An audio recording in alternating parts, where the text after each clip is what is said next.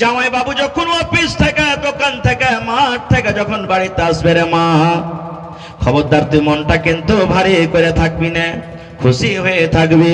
তোর ভিতরে দুঃখ কষ্ট বেদনা থাকতে গেল, জামাইয়ের পাঞ্জরে তুই খুশি মনে বসবি।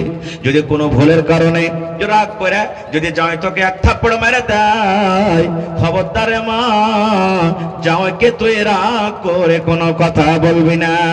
তুই যে 1 চামচ করে এই ওষুধ গালা, 1 চামচ করে চূড়ান, কিংবা 1 চামচ করে জহর যে তুই খানাতে দিয়ে দিবি, যেন তোর স্বামী অর্থাৎ জামাই বাবু তোর উপরে শক করতে না পারে যে খাবারে প্রত্যেক দিন 1 চামচ করে জহর মিলিয়ে দেয়। কেন যদি জানতে পারে না মা, বেরিয়া ধরিয়া মেরে তোকে কিন্তু গুঁড়া করে দিবি। করবে না? গুঁড়া করে দিবি। বলছে ঠিক আছে মা। ই তো বেটি ছেলে মনে মনে করে ফুলে আটখানা হয়ে গেছে, মনে মনে বলছে রে মরা, তুই কত মারবি মার, তুইও তো একদিন মরবি। মা যে ওষুধ দিয়েছে চলে গেছেন। ওরে আল্লাহ, খাবার সুবহানাল্লাহ যখন দিয়েছে স্বামীর সামনে, অন্য দিন থেকে মেজাজটা কিন্তু পাল্টা আছে, মনে কিন্তু খুব হাসি, খুব ভেতরটা খুশি খুশি হয়েছে। মা বলেছে যেন শখ না হয়, সুন্দর করে পানি দিয়েছে, খানা দিয়েছে, আর তরকারিতে কিংবা রুটিতে কিংবা ভাতে 1 চামচ চূড়ানকে মিলন দিয়েছি। এবার স্বামী বসে বসে খেয়েছি। 1 দিন গেল, 2 দিন গেল, 3 দিন গেল, 5 দিন গেল। বিবির ব্যবহার, বিবির ময়া, বিবির মহব্বত দেখে আস্তে আস্তে ওর স্বামীর কিন্তু বিবির ওপরে ময়া বসতে লেগেছে। বুঝবে না? রুটি এক হাতে বনবে না, 2 হাতে বনবে নাকি?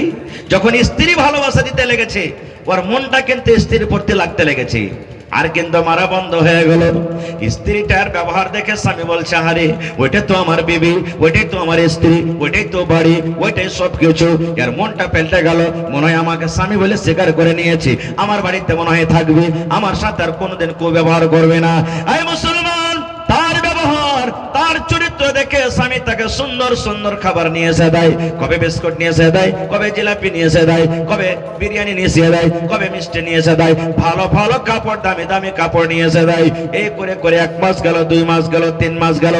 এমন মহব্বত, এমন তাদের দুজনের মধ্যে আপসের মধ্যে মহব্বত ভালোবাসা জন্ম নিয়েছি।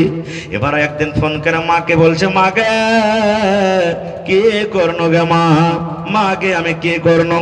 ওর কান্দন দেখে মা বলছে, বেটি রে কি হয়েছে?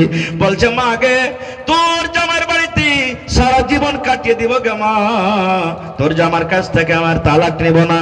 মাকে এখন তো আমার হাত কেটে গেছে গে মা, কি করব? মা বলছে, বেটি রে কি হয়েছে? বলছে, মাকে 3 মাস থেকে যে তুই চোরা